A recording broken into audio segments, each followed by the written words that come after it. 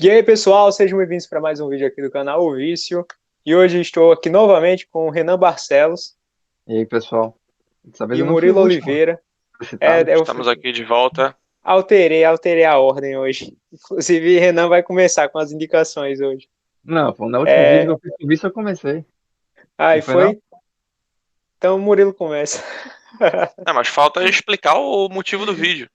Sim, então, na semana passada nós trouxemos aqui algumas recomendações de quadrinhos, livros e mangás. Esta semana nós faremos praticamente a mesma coisa, mas a diferença é que nós iremos apresentar nossos materiais favoritos de leitura em cada categoria. Então vai ser os melhores, não os melhores, mas os quadrinhos que mais gostamos, os livros que mais gostamos e os mangás que mais gostamos nessa ordem de vídeo. Hoje vai ser só quadrinhos, e eu digo isso que não são os melhores porque é uma coisa que ficou acertada aqui entre a gente, é que não tem importância a qualidade literária da coisa. Pode ser que você goste de uma coisa que seja muito ruim, mas que é a sua coisa favorita. Então, a gente vai indicar aqui algumas coisas. Claro que, pelo que eu vi já das recomendações de todo mundo aqui, nenhuma das coisas é ruim, vale dizer. Pelo menos não nesse dia.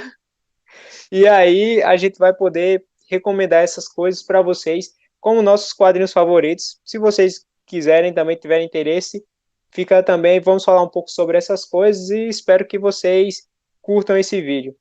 Antes de mais nada, se você não é inscrito no canal, se inscreva. Se você não curtiu esse vídeo, curta agora, antes, para poder dar uma força para a gente aqui. Então, eu vou passar a palavra para o Murilo, que vai começar já com os quadrinhos favoritos dele. São três quadrinhos, deixando a regra bem clara aqui. A gente escolheu três quadrinhos cada um. Vai lá, Murilo. Ok. A minha primeira indicação vem diretamente do inferno. O Alan Você tá... Moore é o meu roteirista favorito.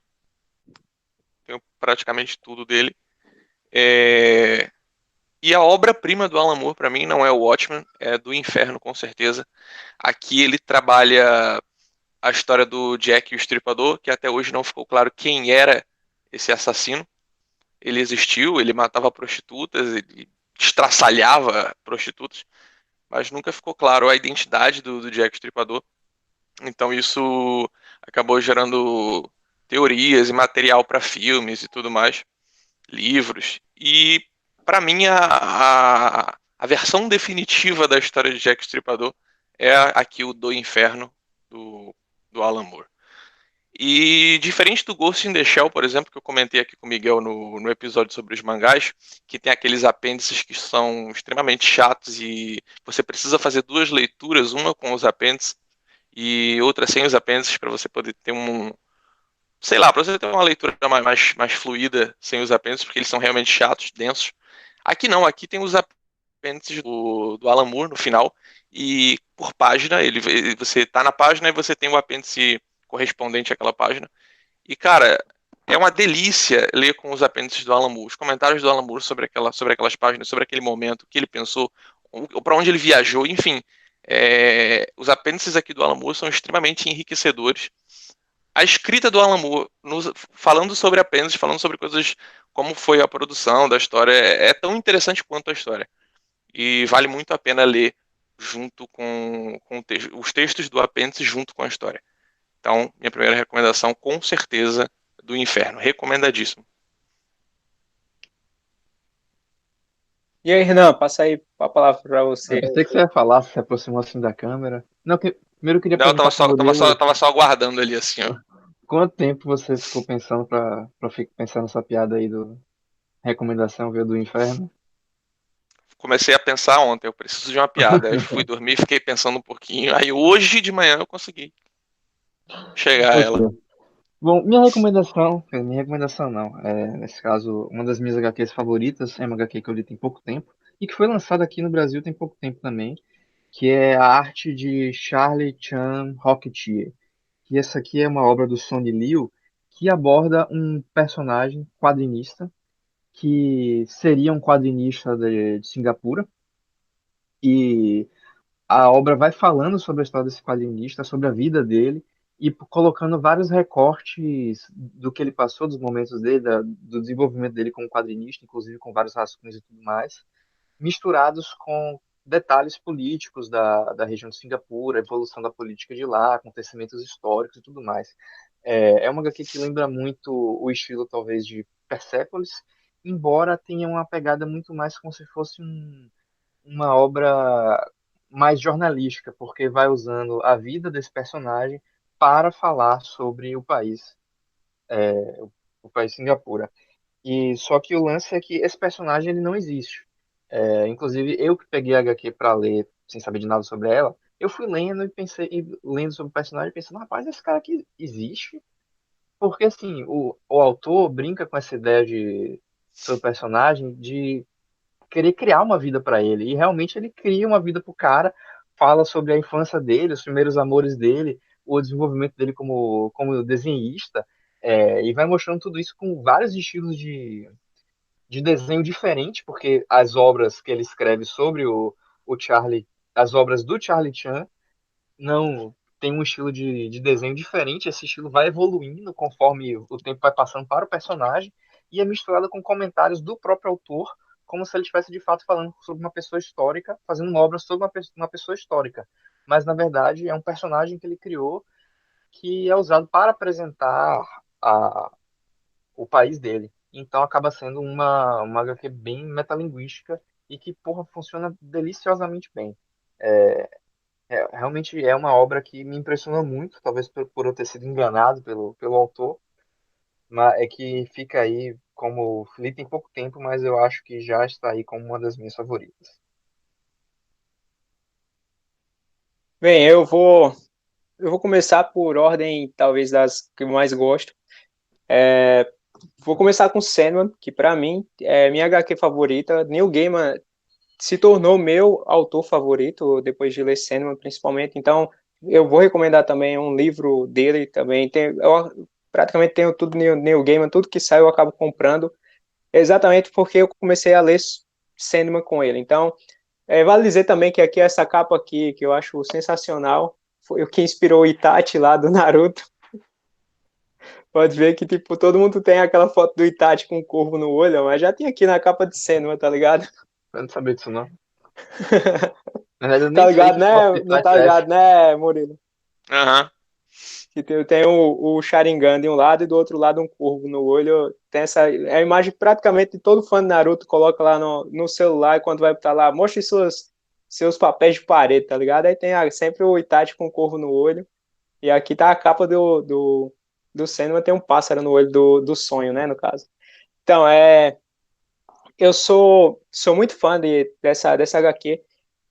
Nela, a gente vê o sonho, que é um dos sete perpétuos lá, e ele, Morpheus, né, o deus do sono, ele tá, ele foi preso por um culto por algum tempo, e aqui aparecem alguns personagens da DC também, como, por exemplo, o Constantine, ou o John Constantine, e aí e a gente vai seguindo toda a saga dele para ele poder recuperar não só os seus pertences, pelo menos nesse primeiro volume, mas também vai acompanhando alguns contos que para mim são o grande destaque, além da história que vai contando a narrativa que vai contando ao longo dos quatro volumes que temos o Sandman, que na verdade são várias edições que foram publicadas ao longo de vários meses. Aqui a gente tem nessa parte aqui a gente tem alguns contos que para mim são um grande destaque da história. Por exemplo, O Sonho dos Mil Gatos, que eu acho sensacional.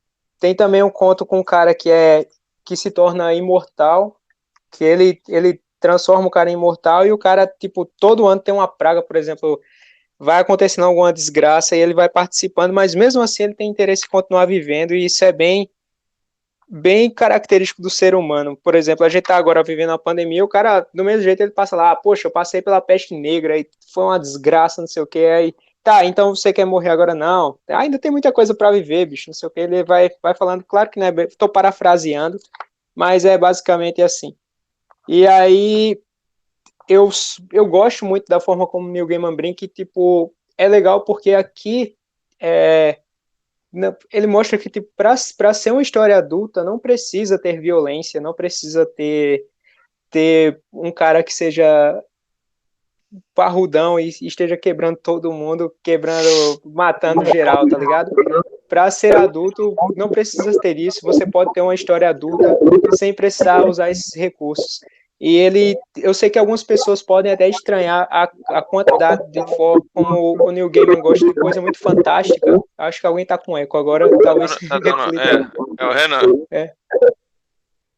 Porra, não sei como começou essa merda. Oi? Não, agora não dá nem para te ouvir, Renan.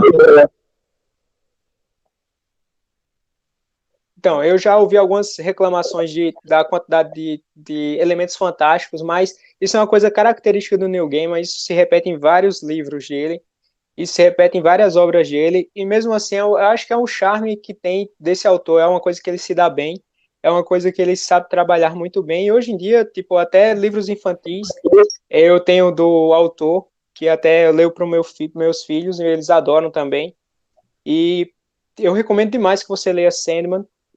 Geralmente está sempre em republicação, a Panini nunca deixa faltar. Acho que agora só está faltando o volume 1, mas se você tiver a oportunidade de pegar os outros volumes, agora são vários volumes, porque além desse tem o Prelúdio e tem o volume 5, que demorou muitos anos para sair, da edição definitiva, que na verdade tem alguns spin-offs, é, não chega a ser parte da história, da trama central, mas vale muito a pena, e eu acho que é um dos melhores quadrinhos de sempre. Então, vale a pena você ler isso aqui. Agora, volta para o Murilo a roda aí. Vou até Vale reduzir aqui meu citar, microfone. vale citar também que a Panini tá republicando Sandman agora também em um formato econômico, uma coleção, acho que vão ser 10 volumes em capa cartonada. Então, para quem não conseguiu a edição, as edições capa dura ou acha caro demais, tem essa opção agora, que é a edição em capa cartonada. E tá muito legal essa edição. Tá, eu dei uma olhada. Eu não tô pegando ela porque eu já tenho a capa dura. Eu comprei, porque Eu não costumo a minha repetir. versão é em inglês, do Absolute, Ah, sim. sim. Eu já tenho É, eu, os capadores da Panini, aí eu não tô pegando. Mas eu dei uma olhada no material, tá realmente bem legal. eu tenho só a capa dura, mas eu tenho uma reclamação. A Panini lançou o Sandman Prelude em 3 edições, que eram muito fininhas. Eu acabei me desfazendo porque era muito fininho, e o problema de capa dura fininha é que ela vai entortando na lombada com o tempo, mesmo se você deixar ela parada lá junto das outras, mas não valia a capa dura naquela edição. Acho que vocês pegaram, né, também o Sandman Prelúdio Não, que Sim. nada. em 3 edições. Eu fui O mais meu. esperto. Eu sabia que eles iam lançar depois uma completa, esperei. Não, Não, então, o meu Sandman Prelúdio é esse em 3 volumes. pronto, aí Eu depois esperei eu me disse, o completo. pronto, aí saiu o completo, só que o completo, a lombada é verde, e é totalmente diferente do resto da coleção. Ah, Eu não sei porque eles fizeram isso, Pra mas como sacanear. eles. Pois é, tinha um padrão para Sandman volume da edição definitiva, volume 1 ao 5, que eles respeitaram. A Morte também, que é outra edição, que a gente pode dizer que é um spin-off também, é no mesmo padrão da coleção definitiva, mas o Prelúdio saiu verde, diferente das 3 edições lá. Eu acho que às vezes a Panini quer fazer raiva pro colecionador. Eu fico meio chateado porque eu gosto de ver tudo bonitinho. Assim, padrão é uma coisa que eu tenho um certo toque. Não é que eu seja lombadeiro nem nada, mas quando uma coisa dá uma coleção, acho que tem que ter um padrão, tá ligado?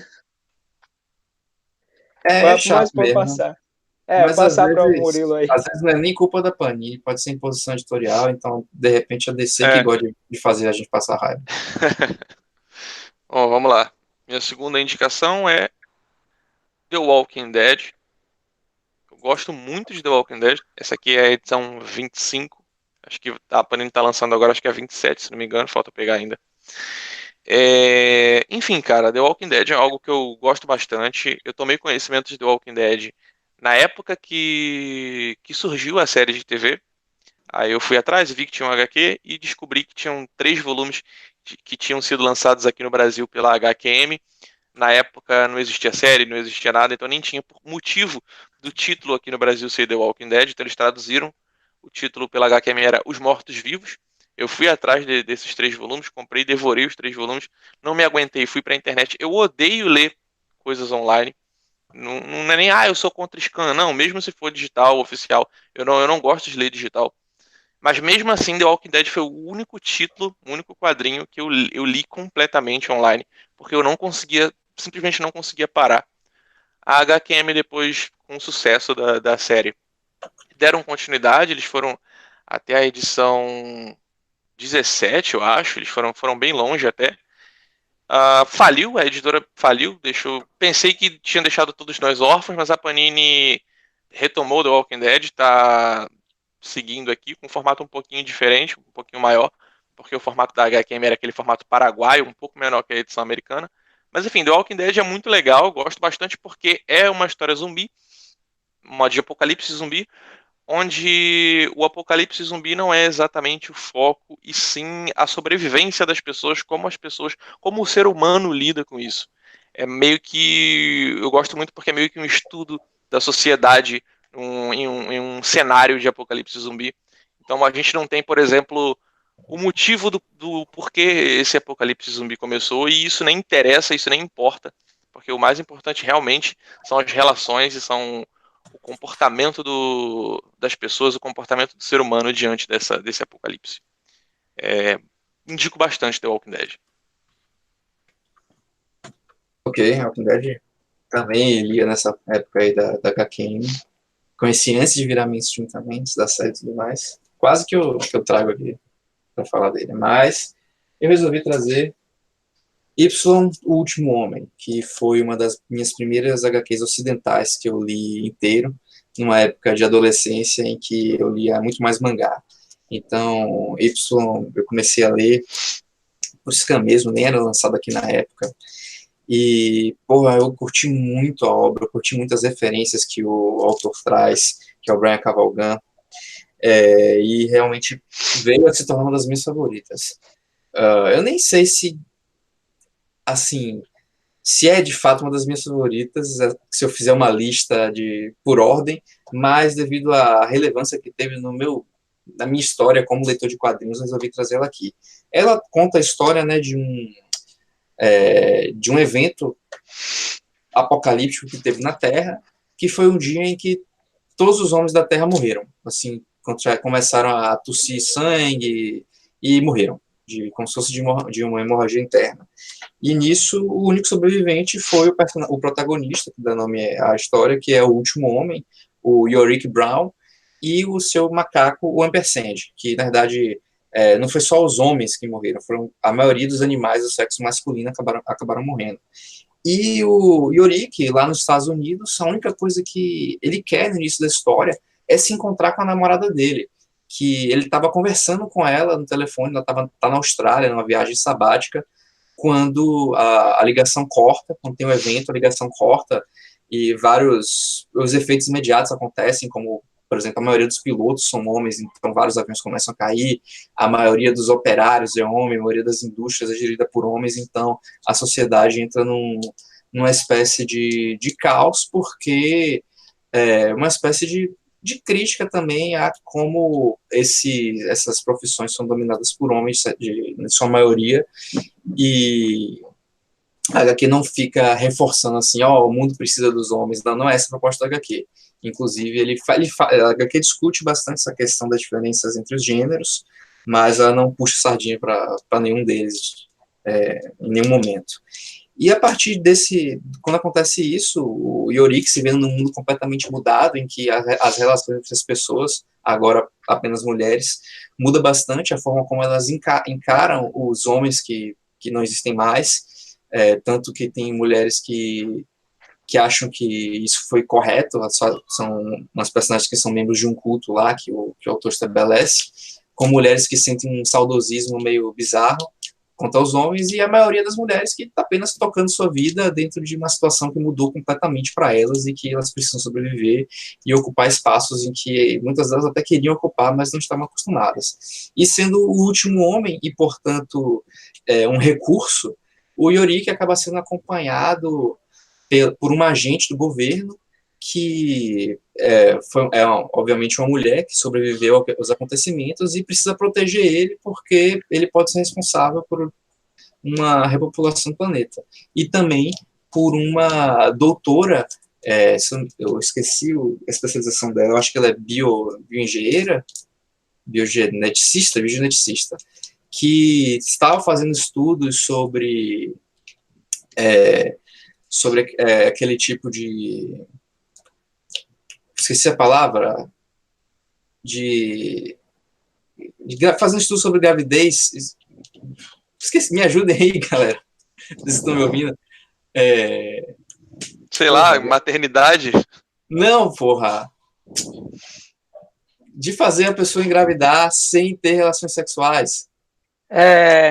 Esqueci completamente de falar. Inseminação, cara. Inseminação, sim. Fazendo estudos sobre inseminação artificial e, inclusive, estudos de inseminação que não envolvessem o gênero masculino, que até hoje em dia é coisa que, de fato, é estudada.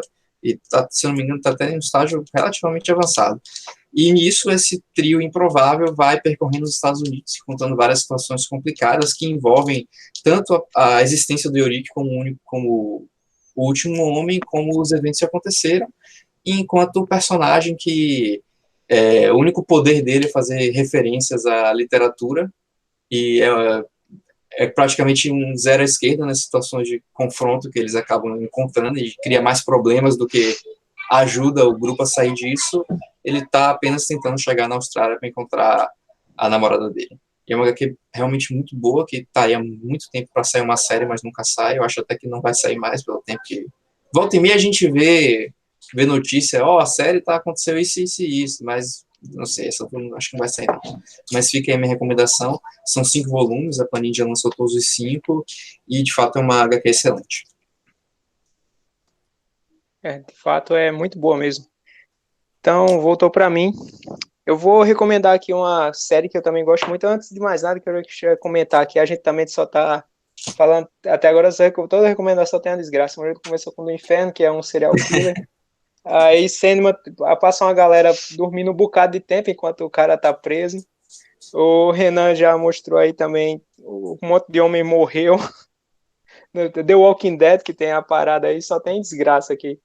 E ainda mais no tempo de pandemia é muito bom, né? A pessoa lê esse tipo de obra. Não me lembro de nenhuma história que começa com todo mundo feliz e termina com todo mundo feliz. Exatamente. Eu vou começar aqui com Hellblazer, no caso, começar não, né? Minha segunda indicação é Hellblazer. Eu gosto muito de John Constantine. Essa aqui não é a primeira parte, na verdade é a parte mais famosa, no caso é a segunda fase, escrita por Garth Ennis. O meu interesse pela obra começou, na verdade, com o filme. Eu assisti primeiro o filme do que realmente li a HQ, e o filme, devo avisar que não tem muito a ver com a história do quadrinho, não. É bem diferente, muito diferente, na verdade. Mas ainda assim é um bom filme, eu gosto do filme. Mesmo tendo lido e tudo mais, tem muita gente que é mais conservadora e mais purista, que preferia que o filme fosse, até o Keanu, não fosse Keanu Reeves, mas fosse um cara loiro e tudo mais, como é no caso a série, aquele Matt Ryan, né, o nome do cara? Acho que é Matt Ryan, o nome do ator, ele até encarna muito bem o personagem na série, que ele teve uma série também que acabou sendo cancelada, mas que depois ele foi resgatado pela Legends of Tomorrow. E aí, mesmo assim, eu gosto muito daquele filme, o interesse por esse tipo de material surgiu a partir daquele filme.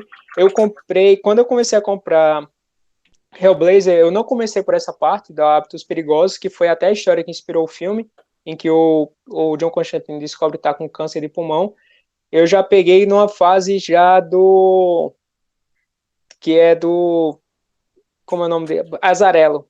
A fase do Azarello já, que era a que estava sendo publicada nas bancas, e aí eu fui pegando todo o resto depois, no caso. Então, tipo, eu comecei a pegar do Azarello e fui lendo outras fases, e mesmo assim eu fui gostando bastante, mesmo tendo já pegado lá na frente, porque Hellblazer acaba em 300 edições, todas elas já foram publicadas pela Panini. A Panini agora está fazendo um encadernado, seguindo agora esse padrão, que é esse padrão aqui mais... que tem sempre esse tipo de capa, vai ser parecido com todas elas, só muda aqui a fase que está na frente, mas vai ficar tudo bem parecido aqui com esse padrão aqui.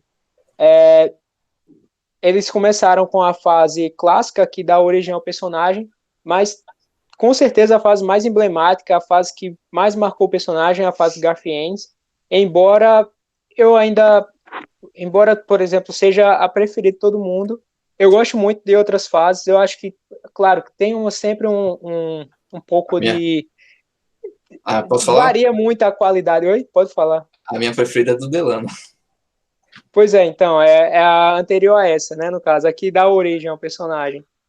O Delano, ele foi até recomendado pelo o John Constantine. Ele foi criado, na verdade, ele surgiu a primeira vez na história do Monstro do Pântano, da Alan Moore, mas ele recomendou o Delano, não foi, para poder escrever a história, para poder escrever a primeira HQ dele como o primeiro quadrinho, tá ligado? Renan? Sim, eu tô ligado. Né, que eu Não, pensei que você então. estava falando pro público, não comigo. Não, eu tava falando com você agora. Fiquei agora meio triste, agora que ele não tava me escutando.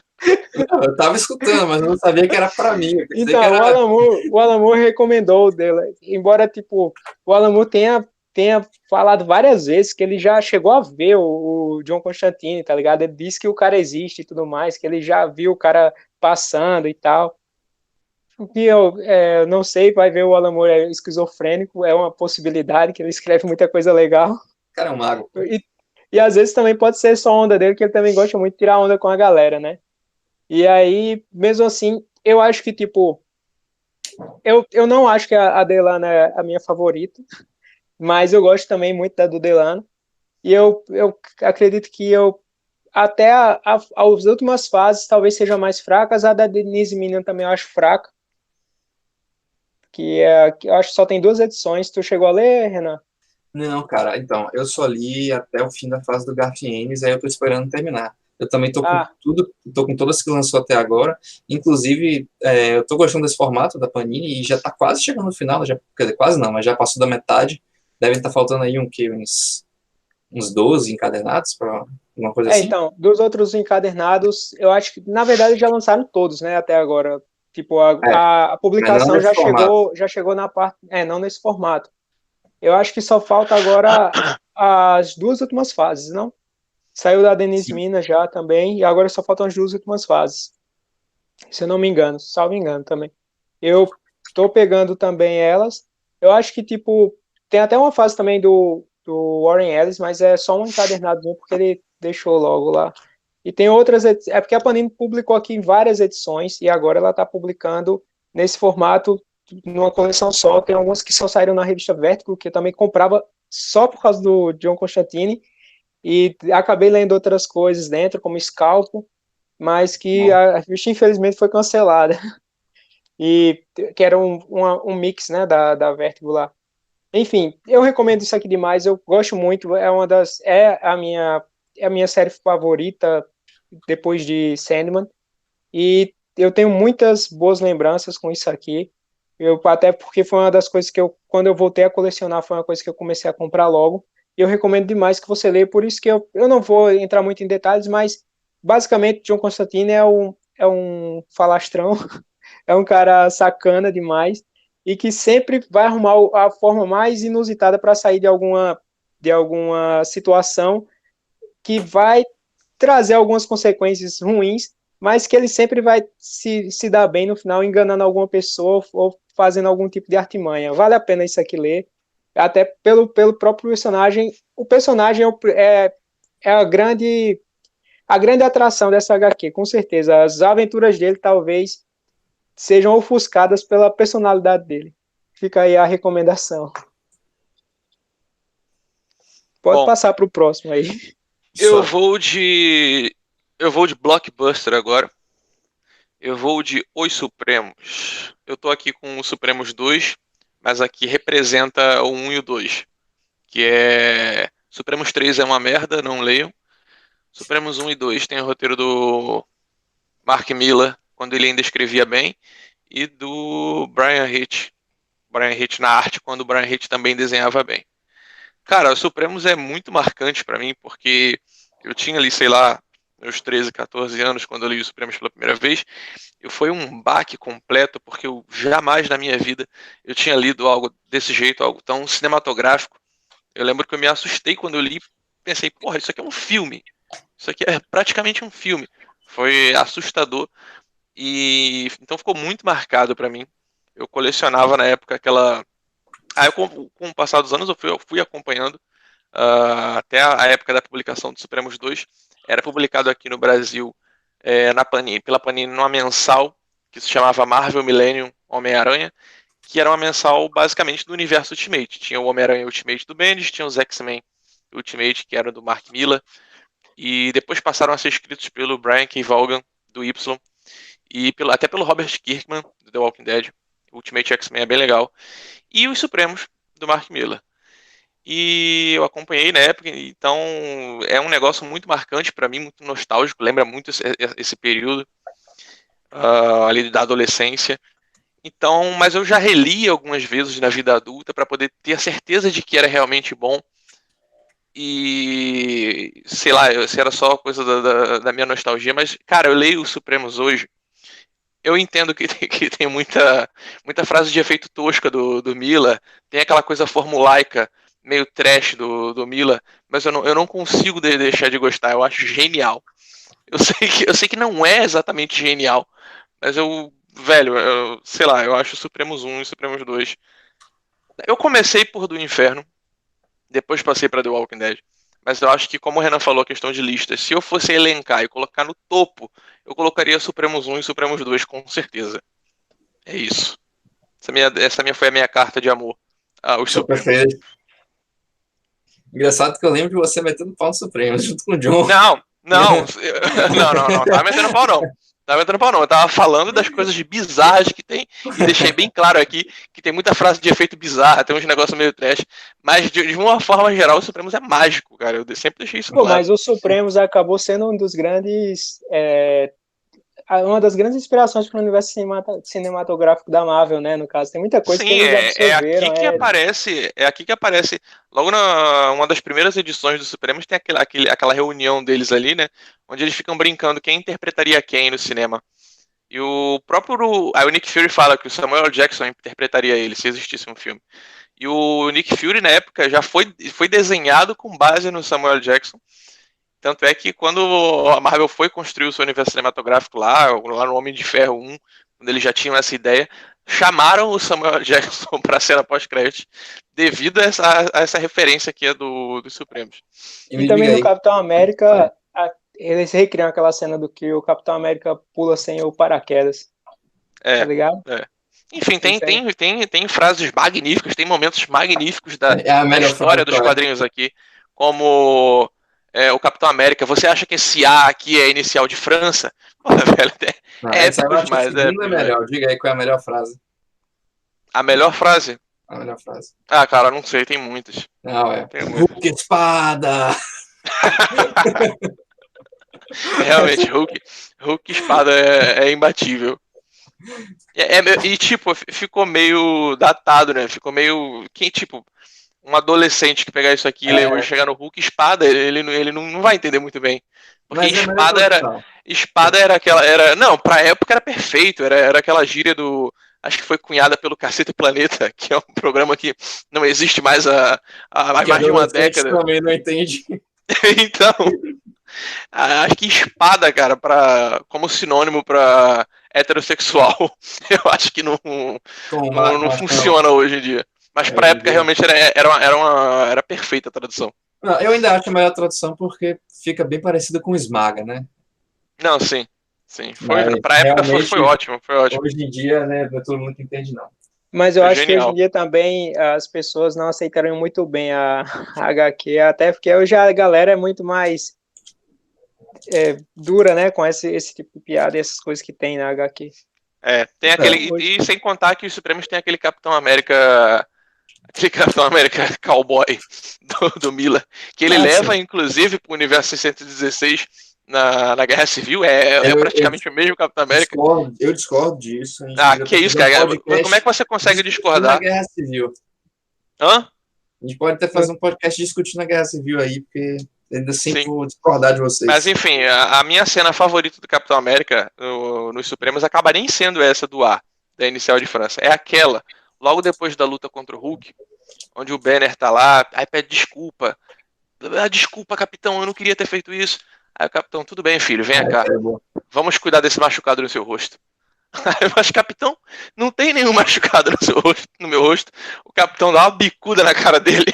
Agora tem. Caralho, velho. Essa cena aí foi foda. É genial.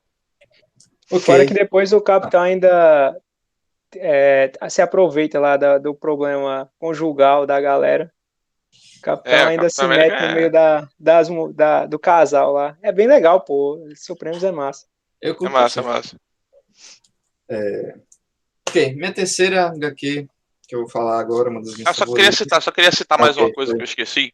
Queria citar mais uma coisa que eu esqueci, que entra na questão que eu já conversei com o Miguel várias e várias vezes, inclusive em vídeos aqui, que é aquela coisa de depois quando você lê algo que foi o que deu origem ao que veio depois, mas você lê ele tardiamente e acaba não tendo o mesmo peso.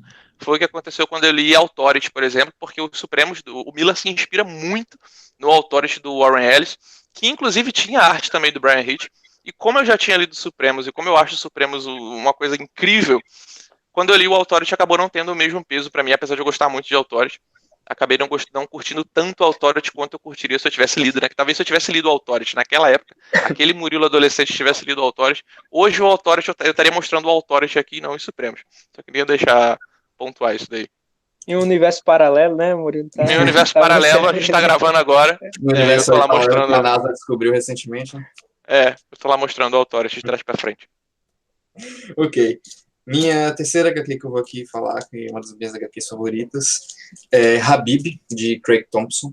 Essa aqui é uma história bem diferente aí de Os Supremos. Ela é uma história assim mais sensível. Ela é uma história meio sobre amor mesmo, é um romance, só que é uma obra muito bem escrita, muito bem construída pelo autor, que fez tanto o roteiro quanto a arte. E é a história de dois jovens escravos, de uma garota, se não me engano, ela começa a história com no máximo 10 anos, que é a Dodola, e o Zan, que está aqui na capa, que na época era um bebê. E a Dodola era uma escrava lá numa região do Oriente Médio, e vai mostrando assim tudo que sobre as características culturais e religiosas da região, tudo muito bem escrito, muito bem apresentado, e também os horrores que uma pessoa na condição de escravo e nos lados negativos da cultura que esses países têm acabam apresentando, como a própria escravidão, como a questão de como a mulher é vista, a relação dos pobres com os sheiks ricos, toda a privação de recursos que as pessoas mais pobres sofrem lá, e outras questões espinhosas da religião muçulmana que são abordadas aqui, conforme esses personagens que começam muito jovens, mas a história vai mostrando o crescimento deles. Aqui na capa dá para ver eles bem jovenzinhos, quase no início da HQ, e na parte de trás eles mais velhos.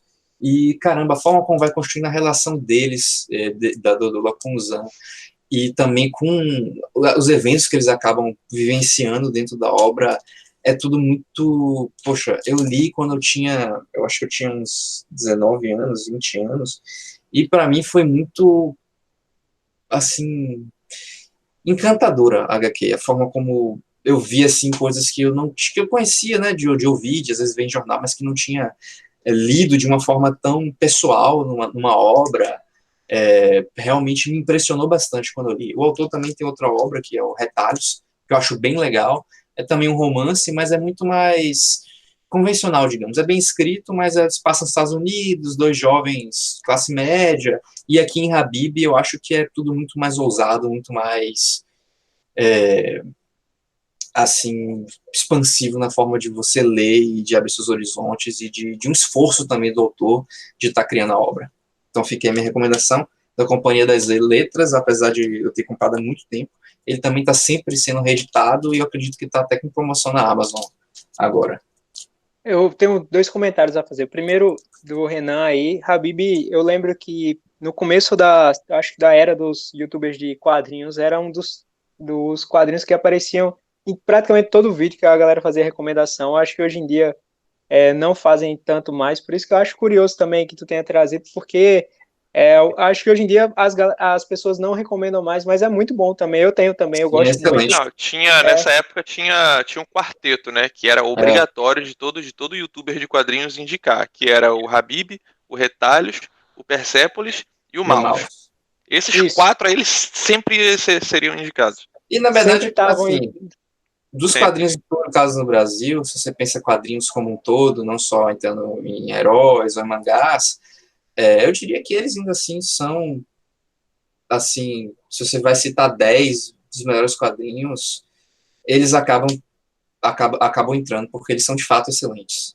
Mas na época ainda não tinha tantas publicações, então eles se destacavam muito mais e acabavam sendo mais falados. Eu pensei em trazer algo, eu pensei em falar em Persepolis, na verdade, só que eu pensei, porra, Persepolis é tão falado que aí eu acabei trazendo o do Charlie Chan, que acaba sendo, assim, eu diria, um nicho semelhante ao de Persepolis. Não, Que é eu assino embaixo na recomendação, só digo isso porque, tipo, eu acho curioso que hoje em dia a gente não ouve falar sim, tanto desses quadrinhos, acho não só pela quantidade de publicações, mas eu acho que as pessoas hoje se encantam muito mais, às vezes, com alguns lançamentos que muitas vezes têm até uma qualidade até um pouco mais questionável do que realmente relembrem alguns clássicos que até hoje, assim, se mantêm acima da média, entendeu? sim. Acho que hoje as pessoas têm se esquecido muito de quadrinhos bons e estão hoje consumindo muita coisa mais pelo, Pela eu vou dizer empolgação hype. a empolgação do É, momento. É.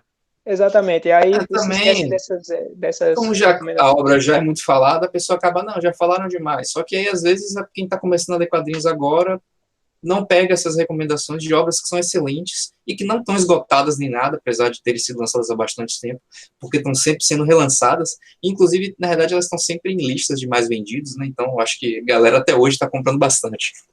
A Habib, na Não, sim. verdade, Mouse e Persepolis sempre estão em lista de mais vendidos. Habib, não. Pelo menos eu não me lembro de ter visto Eu acho que nem recentemente, não. Habib nem Retalhos. Retalhos também acho que não. Apesar de É, estar sempre na Amazon lá em destaque, porque estão sempre em promoção essas HQs.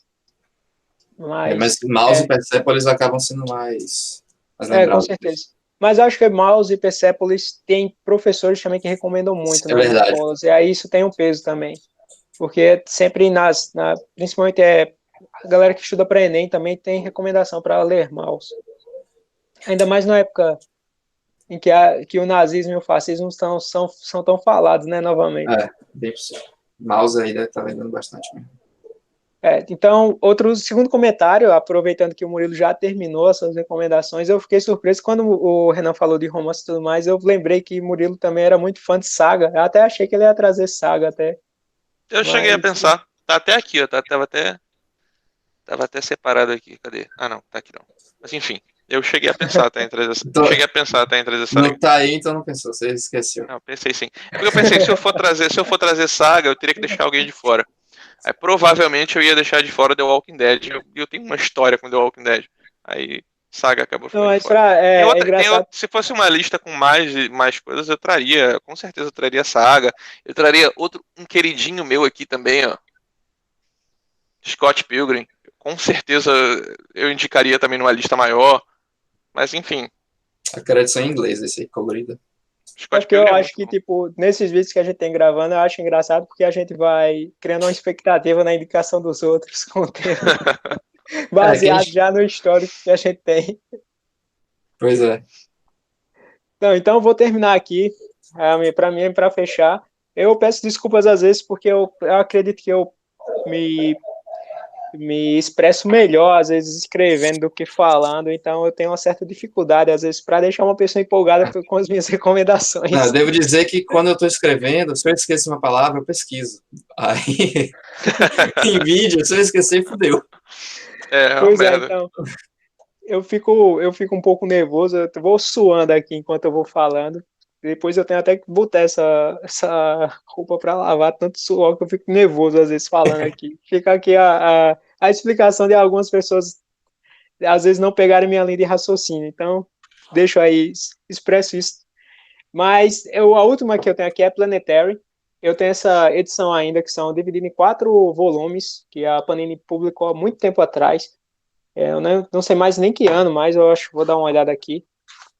Não sei, eu acho que nem encontra hoje, mas hoje em dia a Panini publicou 2 edições em capa dura, que é muito boa aqui, são Planetary, o subtítulo seria Os Arqueólogos do Impossível, e aí foi uma coisa que, quando eu li, assim, tipo, eu tava querendo ler alguma coisa que fosse fora, fora assim, mas acaba sendo um pouco mainstream, apesar de ser da Wildstorm, que a DC comprou a Wildstorm, isso aqui O livro que o Murilo citou, que é o Authority, né, acabou entrando para o universo DC, junto de outras publicações, mas era outro universo lá, o Wildstorm, até tem várias publicações de autores como Mark Millar, tem o Alan Moore, o Warren Ellis, então tinha um rol.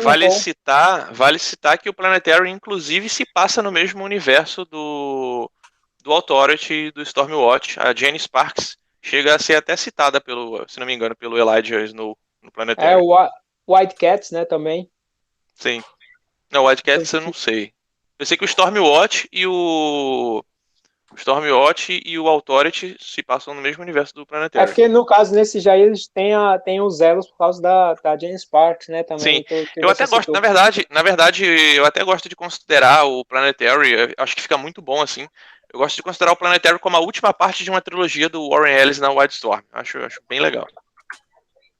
O selo Wildstorm era bem bacana e apresentava.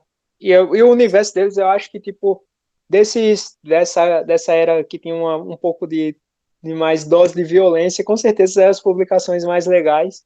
E, tipo, claro que o Mark Millar também, quando entrou, deu mais uma entonação, né, para esse lado, apesar de também não ser bem divertido depois, que quando ele pegou as HQs que ele pegou, são bem divertidas.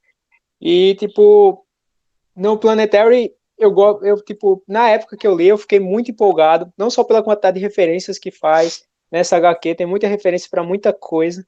E, tipo, mesmo se você, claro, se você leu, tiver alguma bagagem, vai aproveitar muito mais, mas mesmo sem você ter muita bagagem, tem muita referência que você pega só de bater o olho, e isso foi muito interessante para mim.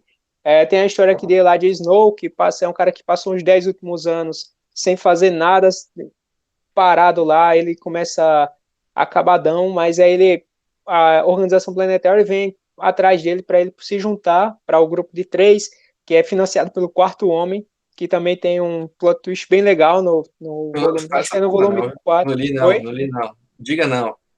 Não, eu não vou dar o spoiler, pô, não vou dar o spoiler, mas Murilo sabe então, tem alguns plot twists legais dentro dessa história, e tipo, foi uma das coisas que me fez ficar fixado, né? Tipo, na época eu tive que esperar ainda para pegar as 4 publicações, eu não peguei elas de uma vez, então eu ficava muito ansioso para poder ler o próximo volume, e até prometi que eu ia comprar a capa dura, acabei não comprando ainda. Eu queria a edição ônibus tal, que tinha também, que tem o Elijah Snow na capa, eu achava muito legal. E dessa época aqui, eu acho que tipo, foi uma das publicações que mais me deixou empolgado com quadrinhos, porque eu estava voltando a colecionar e tudo mais.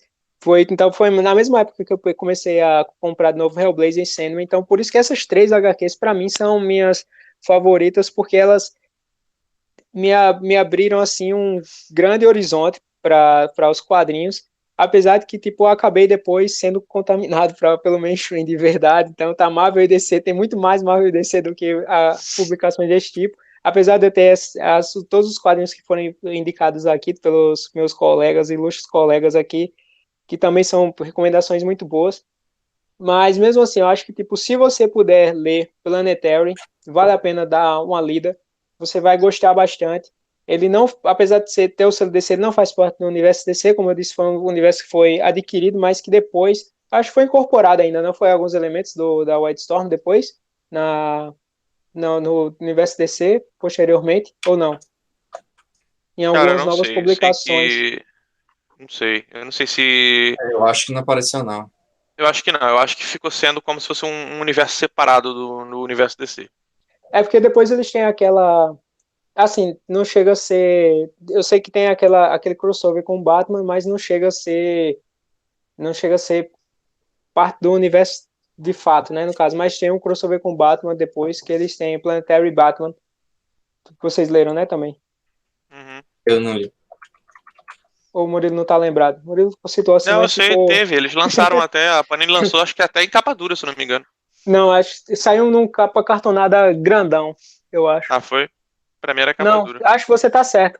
Foi capa dura mesmo. É capa Só dura. que ele é maior, né, no caso. Ele é maior isso, do que... Isso, ele tem um formato diferente. Ele foi maior. Então, tipo, eu só lembro dessa publicação, por isso que eu tava pensando se ele foi incorporado.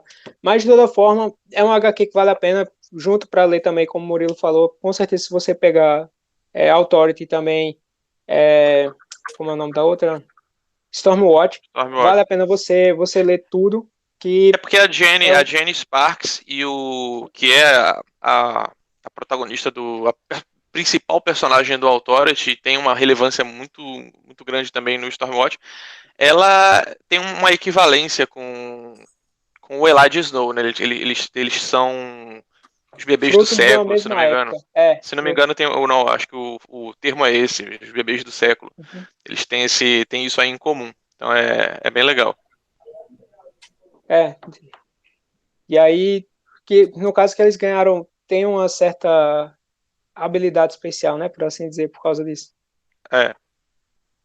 E aí, vale a pena isso aí, vale a pena ler. Eu acho que com isso eu fecho minhas recomendações. Eu não vou entrar muito em detalhes, até porque eu acho que em Planetary, dar muitos detalhes, eu acho que acaba estragando a leitura, porque é uma coisa que é legal você ir descobrindo página a página. Até o Renan ainda não leu, então eu recomendo você, Renan, para Eu já comprar em peguei Planetary os aí. 2 Não, volumes. assim, eu comprei, mas é aquele lance, né? As HQs vão se acumulando. Então Aí, dê uma prioridade para Planetary. E o Planetary é interessante de pegar e ler os 4 de uma vez, ler tudo de uma vez, porque se você. Eu lembro que na época do lançamento da Panini, eu lia num mês.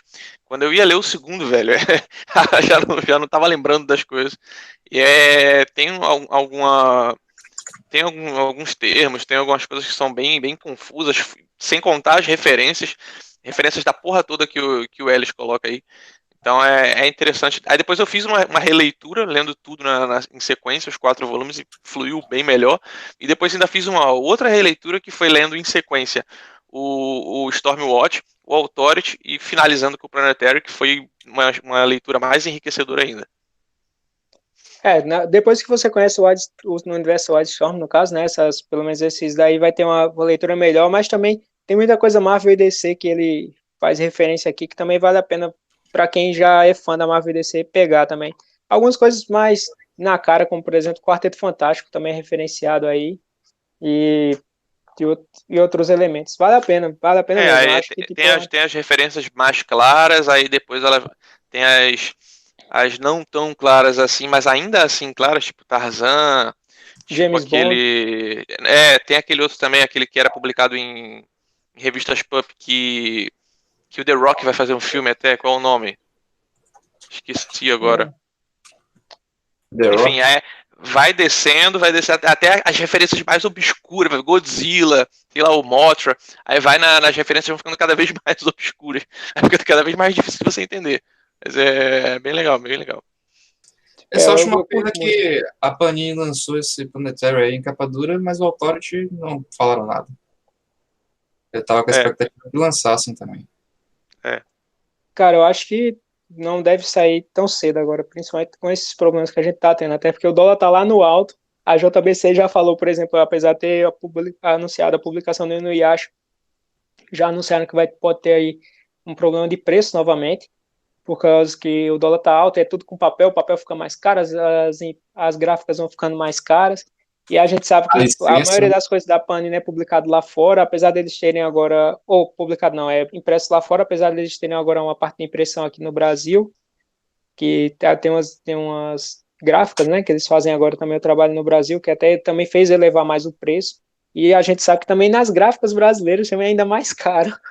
Então, talvez isso aí atrase não só novas publicações, como encareça algumas futuras publicações que a Panini já tinha programado, né? Porque, tipo, uma coisa que a gente tem acompanhado é que a Panini, eu acho que é a única editora que tem funcionado ainda com os lançamentos saindo direto desde que começou a pandemia e a crise global.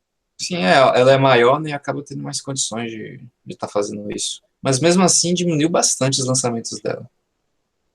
Não, Eu acho que, lembro. tipo, teve uma lista grande que eu fiz recentemente, mas é porque eu acho que a Panini, como ela compra essas coisas muito antes, tipo, tem coisa que era de 6 meses atrás que tá chegando agora, né? Vamos dizer assim. Pode ser. Dando um Mas certo eles exagero. já chegaram a adiar algumas coisas, mudar algumas datas. Os X-Men, por exemplo, do Jonathan Hickman, já era pra ter saído e acho que vai pra julho agora, eles deram uma Ainda adiada. bem que atrasaram, porque o formato parece que vai ser melhor. Vai ser, mudaram o formato. Mas também, pô, vocês chegaram a pegar. Difícil achar isso aí. Todo mundo tava reclamando que tava complicado de achar. Chegou na Amazon, esgotou no outro dia, praticamente. O do Hickman tava Não lá. sei se foi no... Tem até que ver o que vão fazer com isso daí, devem reembolsar, sei lá, porque Sim, vai mudar, né, o provavelmente formato, vai mudar o vai mudar o preço, mudou preço. tudo. Porque tava em pré-venda, né, na verdade. Só que, tipo, no Sim. outro dia já não tinha mais a pré-venda, por assim dizer. Tava já indisponível. Eu mesmo Vamos ver. nessa aí me quebrei. Não consegui pegar na pré-venda. Eu não consegui pegar também. Eu queria pegar, até tava bastante interessado, mas não consegui. Vinland Saga também, eu queria dizer ao Murilo que eu fui pegar no dia 24, já também estava indisponível, já. Xiii. Tava indisponível, foi dia... Não, na verdade foi pegar dia 23 ainda, já estava indisponível, porque o lançamento seria dia 24, fui pegar na pré-venda, já tinha esgotado. Ah, mas quando é assim sempre volta. Quando esgota na pré-venda, sempre volta depois. Não, Normalmente. volta, mas agora não sei, né, quando volta. Bom, mas eu É, acho que já tá se estendendo demais, né? A galera vai ficar pirada aí sim. quando ver o tamanho do vídeo. Pronto, então, por favor, curtam o vídeo de novo, compartilhem, participem. Espero que tenham gostado. Espero que gostem das recomendações. Dê um feedback. Às vezes a gente precisa de um feedback de vocês, até para a gente saber o que vocês estão achando disso. É muito importante para nós. E até a próxima. Valeu aí vocês. Falou, galera. Valeu, até a próxima.